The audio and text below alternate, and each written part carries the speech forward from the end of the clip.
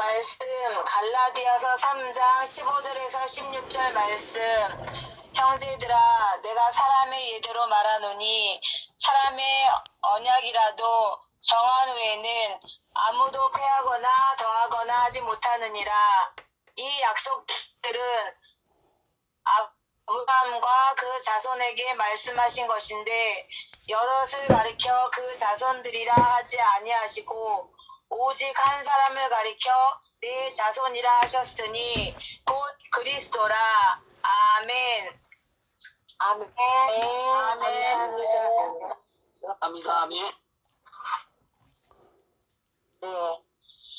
네, 오늘부터 우리 이한재 목사님께서 이제 또 시리즈로 시작을 하십니다. 네, 본문 말씀에 의해서 시의 의미라는 말씀을 선포해 주시겠습니다. 네, 목사님 기도도 부탁드립니다. 할렐루야. 사랑하시는 아버지 감사합니다. 오늘도 이렇게 저희들 또 시간을 정해서 함께 모였습니다. 성령 토하시는 모든 분들 축복해 주셔서 일정 가운데 예정하신 은혜를 물붓듯이 부어주시고 또 함께 기도하며 기적의 방에 함께 동참하는 모든 분들에게도 놀라운 동일한 은혜들을 하나님께서 풍성하게 부어 주십시오. 오늘도 부족한 종 또 순종하는 마음으로 이렇게 씨에 대한 말씀을 고찰하면서 함께 또 시리즈로 나누려고 합니다. 부족한 종의 입술을 주관하시고 하늘의 신령한 지혜를 더하여 주셔서 빛과 은혜 받는 귀한 시리즈가 되게 하시고 참석하는 모든 분들에게 성령께서 감동하셔서 말씀을 깨닫게 하시고 또 하나님께서 은혜 베푸셔서 합심하여 기도할 때 놀라운 기적들이 여러 처소마다 나타날 수 있도록 도와주십시오. 예수님의 이름으로 감사하며 기도올리옵나이다. 아멘. 아멘. 아멘. 감사합니다. 네, 반갑습니다. 지금 차를 타고 이동하시는 중인데 이렇게 함께 하시니까 성령 도하는 기분이 좀 드네요. 이번 성령 도용회를 통해서 많은 애들을 또 접하게 되셨다고 소식을 듣고 또 남아서 합심해서 기도하는 가운데 기자강 모든 지체들에게도 이렇게 불통이 튀는 것처럼 이런 은혜들이 함께 나눠지게 되기를 간절히 바랍니다.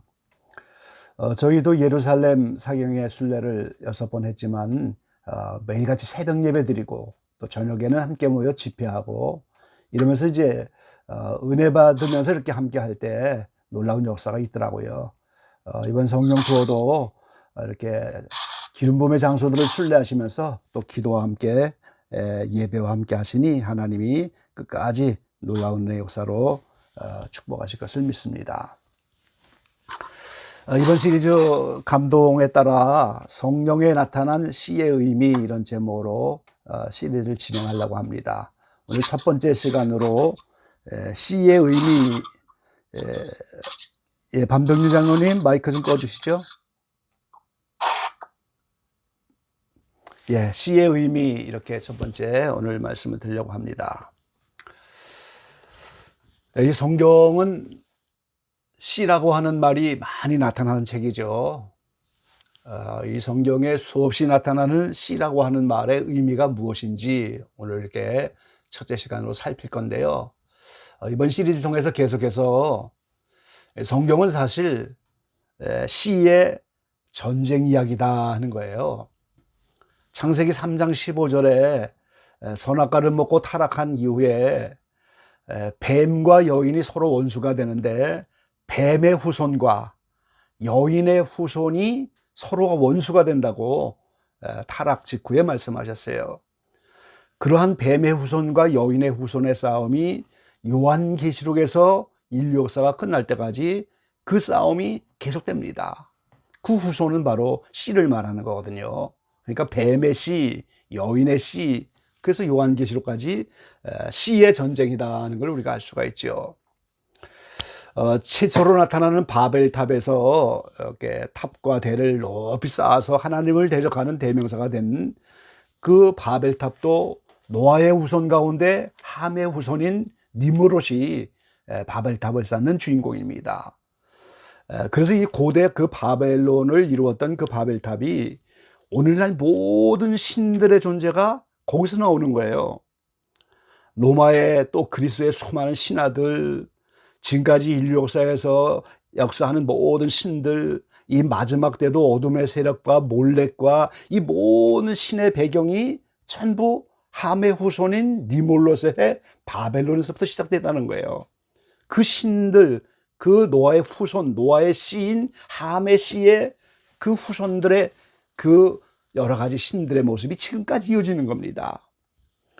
그래서 그 고도의 바벨론을 통해서 바벨론이라고 하는 나라가 나타나서 이스라엘이라고 하는 더구나 성전인 예루살렘을 파괴하잖아요.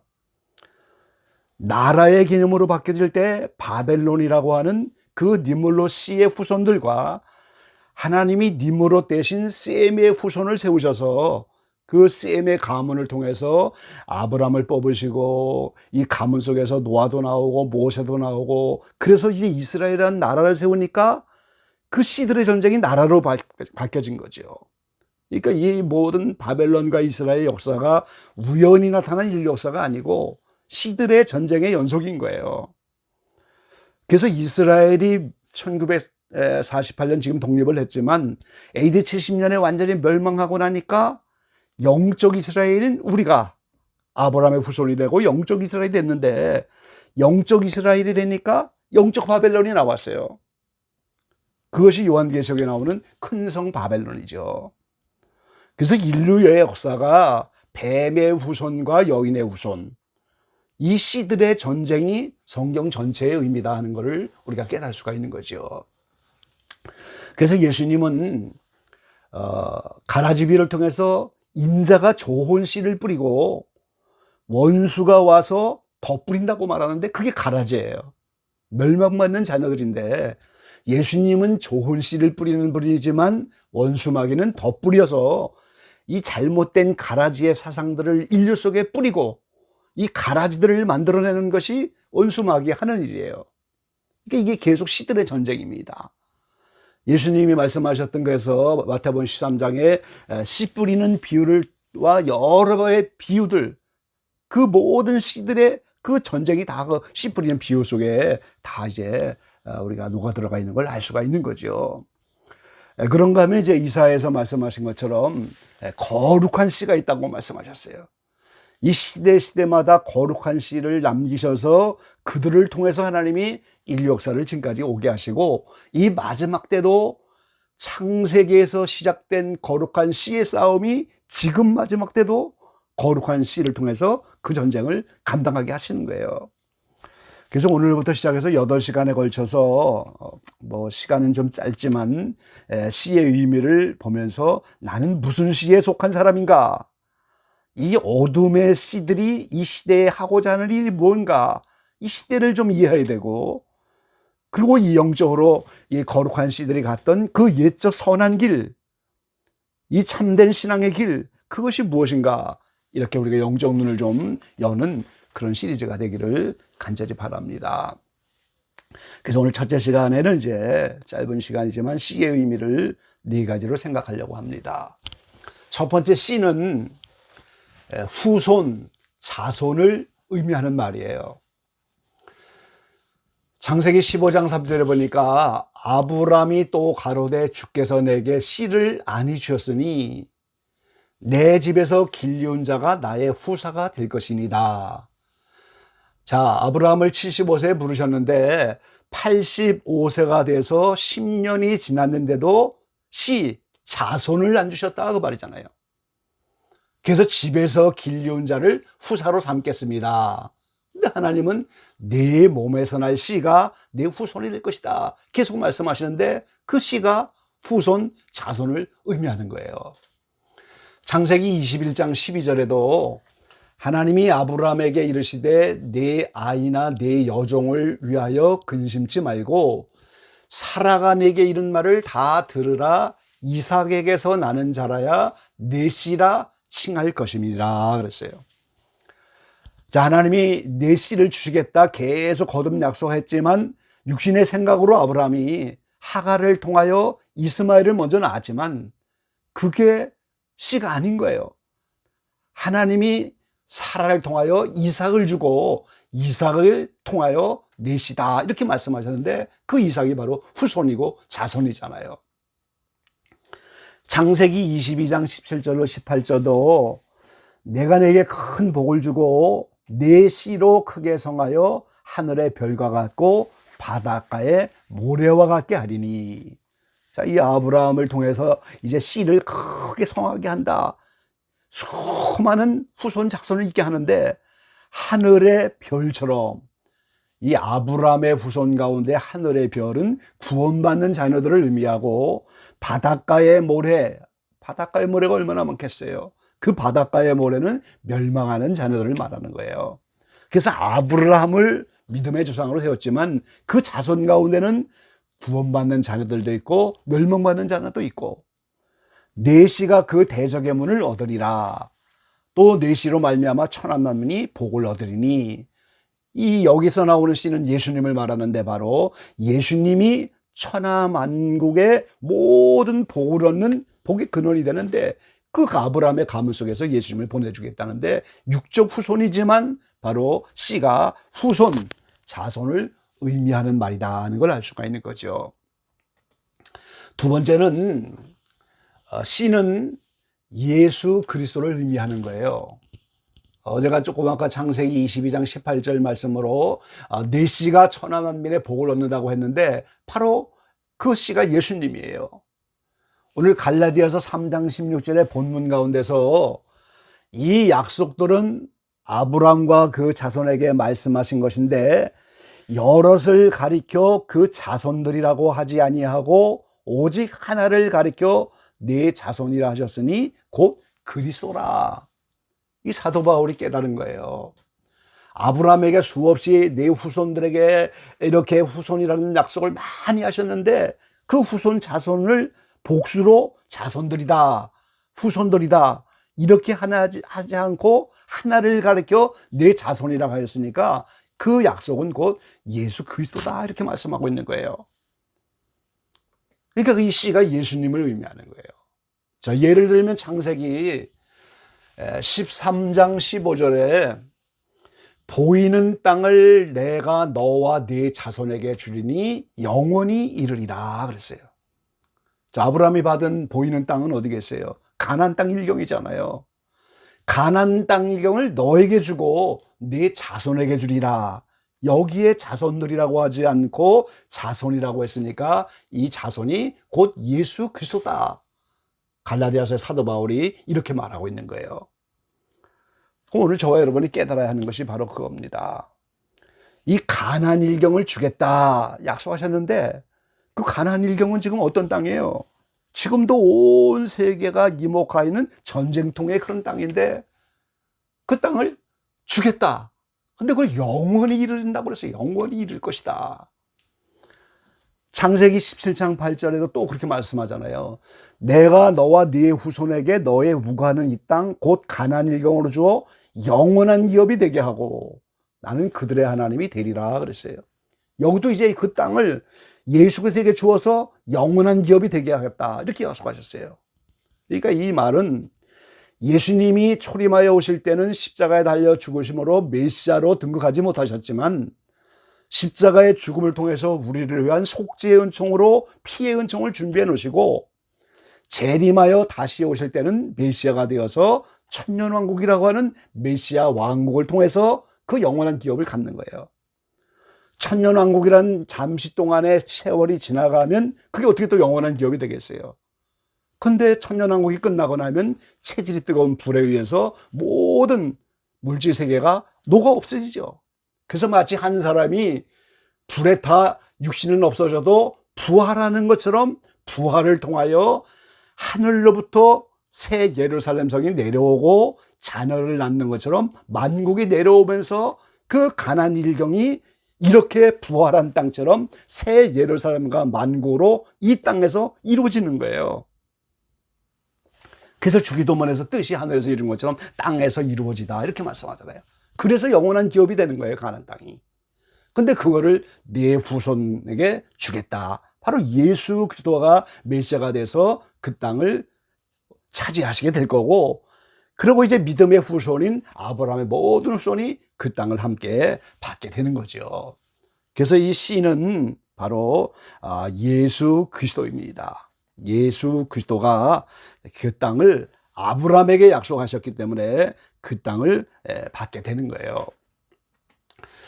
자, 갈라디아서 3장 19절에 그런즉 율법은 무엇이냐 범법을 인하여 더한 것이라 천사들로 말미암아 중보의 손을 빌어 베푸신 것인데 약속하신 자손이 오시기까지 있을 것이라. 예수님이 바로 약속하신 자손이에요. 네 몸에서 날 자가 내 후손이고 네 몸에서 날 자가 천하 만민의 복을 받는 예수 그리스도인데 마태복음 1장 1절부터 오늘 예수님의 족보 속에서 아브라함의 후손으로 말씀하고 있잖아요. 그 약속하신 자손인데 그 약속하신 자손이 바로 예수 그리스도다 이 말이죠. 그래서 같은 갈라디아서 4장 4절 5절까지 말씀 보면 때가 참에 하나님이 그 아들을 보내사 여자에게서 나게 하시고 그랬어요. 창세기 3장 15절에 여인의 후손을 보내겠다고 한 그 약속이 구약 4,000년의 역사를 지나서 때가 차니까 하나님이 여자를 통해서 아들을 보냈는데 그분이 예수님이에요. 바로 여기에 때가 찼다고 하는 말은 두 가지의 의미입니다.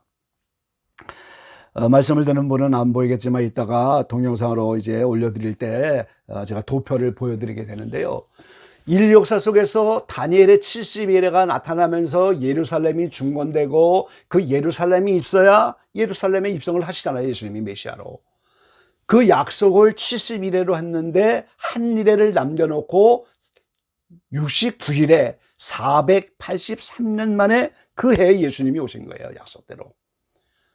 다니엘의 70일에가 나타난 그때부터 오늘 483년 69일에가 딱 차니까 그 해에 예수님이 오시는 거예요. 그리고 레위기 16장에 대속죄 제사를 드릴 때 먼저 기도가 상달돼야 됩니다. 그래야 하나님이 속죄 제사를 허락하는데 예수님이 속죄 제물로 오시고 대제사장이 되어서 십자가를 통한 대속죄 제사를 드리는 것이 오늘 구약의 4,000년 동안 피의 제사를 드리면서 죄사함 받기를 간절히 원했던 구약 성도들의 그 기도가 상달됐기 때문에 예수님을 속죄 제물로 보내시고 대속죄 제사를 허락하셨다는 거예요. 그래서 때가 찼다고 하는 것은 다니엘에게 약속하신 70일의 예언을 따라 그리고 구약 성도들이 피의 제사를 모형으로 드리면서 죄사함 받으면서 그 기도가 상달됐어요. 죄사함 받기를 원하는 기도죠. 그래서 대속죄 제사를 허락하셔서 때가 참에 예수님이 오셨다 그 말이죠. 그래서 예수님은 바로 약속의 자손이고 그 씨가 예수님을 의미하는 거예요. 자, 세 번째는 씨는 말씀을 의미하는 겁니다. 마가복음 4장 26절로 29절에 보니까 또 가라사대 하나님의 나라는 사람이 씨를 땅에 뿌린 것 같으니 저가 밤낮 자고 깨고 하는 중에 씨가 나서 자라되 그 어떻게 된 것을 알지 못하느니라. 땅이 스스로 열매를 맺되 처음에는 싹이요 다음에는 이삭이요 그 다음에는 이삭의 충실한 곡식이라. 열매가 익으면 곧 낫을 내나니 이는 추수 때가 이르렀습니다. 하나님 나라가 만들어지는 과정을 말씀하잖아요. 지금 사람이 씨를 땅에 뿌린 것처럼 그 땅에 씨앗을 뿌리면 거기서 싹이 나고 이삭이 나고 그 다음에 곡식이 되고 열매가 돼야 추수한다고 하는데 이게 두 가지입니다. 한 사람의 마음속에 하나님의 나라가 나타나는 과정을 말하고 인류 역사 전체에 천년왕국인 메시아 왕국인 하나님의 나라가 나타나는 과정을 이렇게 하는데 제일 먼저는 씨가 떨어져야 된다는데 이 씨가 바로 뭐예요? 말씀을 의미하는 거예요. 우리의 마음 땅인 이 마음에도 하나님의 말씀이 떨어져야 싹이 나오잖아요. 우리가. 그러면서 열매를 맺어가는 거죠. 이 비유가 한 가지가만이 아니잖아요. 마태복음 13장에 보면 네 가지 마음밭인 씨 뿌리는 비유에서도 이제 씨를 뿌려야 싹이 나라고. 가라지 비유에도 좋은 씨를 뿌리고 가라지 씨를 뿌리고 겨자씨 비유에서도 씨 중에 제일 작은 씨를 뿌리는데 장성한 겨자나무가 되고, 한 사람 앞에 말씀의 씨앗이 떨어질 때 영적으로 성장하는 과정들을 전부 우리에게 설명해 주고 있는 거죠. 그래서 씨는 곧 하나님의 말씀이에요. 갈라디아서 오늘 본문에 그 씨가 예수 그리스도인데, 그 예수 그리스도는 곧 말씀으로 계신 분이잖아요. 그분이 온 것은 말씀이 온 거예요. 그래서 오늘 씨는 세 번째로 말씀이라고 하는 의미고, 마지막으로 씨는 그루터기로 남은 자들 거룩한 씨입니다. 이사야 6장 13절에 있는 말씀처럼 그 중에 10분의 1이 오히려 남아있을지라도 이것도 삼키운 바 될 것이나 밤나무 상수리나무가 배임을 당하여도 그 그루터기는 남아있는 것 같이 거룩한 씨가 이 땅에 그루터기니라 그랬어요. 자, 나무를 베어도 그 속에서 뿌리가 있으면 언제든지 싹이 나오잖아요. 그러니까 하나님이 시대마다 나무가 베어지는 것처럼 시대마다 하나님의 공의로운 심판으로 이렇게 멸망당하는 것 같지만 거룩한 씨가 있어서 그 남은 자들을 통하여 계속해서 하나님은 구속의 사역을 이어가는 거예요. 그래서 이 거룩한 씨 남은 자들이 예수 그리스도를 통하여 이루어가는 구원의 역사로 죄악과 타락으로 심판이 주어질 때마다 그 약속을 이루기 위해서 남겨진 소수의 의인들을 계속 남기겠다는 하나님의 약속의 말씀인 겁니다. 남은 자가 바로 남겨지다, 뒤에 남다, 어떤 이유에 남겨진다들이에요. 노아의 홍수가 와도 거기에 이제 노아의 가족이 남은 것처럼 남은 거예요. 멀잖아. 환란이 와도 7년 대환란 속에 살아남는 자가 있는 거고, 하나님이 어떤 목적을 위해서 숨겨진 사명자들을 남겨놨어요. 마치 이제 도박판에 히든 카드를 갖고 있어갖고 마지막 패를 쥐고 있다가 그 패를 딱 끊을 때 결정적인 승리가 되는데, 하나님은 시대마다 히든 카드를 딱 쥐고 그 패를 보이지 않으셔요. 마지막 순간에 그걸 내놓는 겁니다. 이게 바로 거룩한 씨로 남겨진 자들이 바로 그 시대의 히든 카드인 거예요. 구약시대 노세 때도 그렇고, 소돔 고모라를 멸망하는 그 롯의 때, 물로 심판하는 노아의 때, 이제 여호와의 종교가 타락한 엘리야의 때, 바벨론의 포로 생활할 때, 신약시대 와서도 이스라엘은 버림을 당해도 또 남은 자가 있고, 앞으로도 다가오는 환란에도 남은 자가 있고, 그래서 바로 은혜로 택하심을 따라 남은 자들, 그들이 거룩한 씨입니다. 그래서 우리가 복음성가 부르는 것처럼 지금 엘리야의 때와 같고, 바알의 선지자들이 판을 치는 십자가가 땅에 떨어지는 이 악한 때에 엘리야와 같은 영성을 추구하며 바알의 제단을 헐고 여호와의 제단을 수축하며 바알에게 무릎 꿇지 않는 자 얼마를 하나님 남기셨어요. 그들은 바로 엘리야처럼 하늘로 휴거되기를 원하는 자들이고 말이죠. 매 순간마다 하나님의 음성에 귀를 기울이고 그 말씀에 순종하기를 원하는 자들이에요. 이러한 자들이 바로 나무가 베어져도 그루터기처럼 남겨진 거룩한 씨들이 되어서 그 시대를 살려가는데, 오늘 기적개방의 모든 지체들이 바로 이 시대의 거룩한 씨들이 되시고 남겨진 자들이 되시고, 정말 이 시대를 이어가는 하나님의 놀라운 구원의 섭리 속에서 귀하게 쓰임받기를 간절히 바랍니다. 그래서 씨는 자손, 후손, 영적 후손을 의미하는 말이고, 씨는 예수 그리스도를 의미하는 말이고, 씨는 곧 말씀이고, 그리고 씨는 남은 자, 거룩한 씨를 의미하는 말이에요.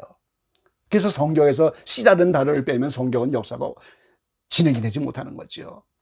이번 시리즈의 씨의 의미를 잘 깨닫고 남은 자 거룩한 씨로 귀하게 쓰임받는 기적개방 모든 지체가 되시기를 주의 이름으로 간절히 기원합니다. 아멘.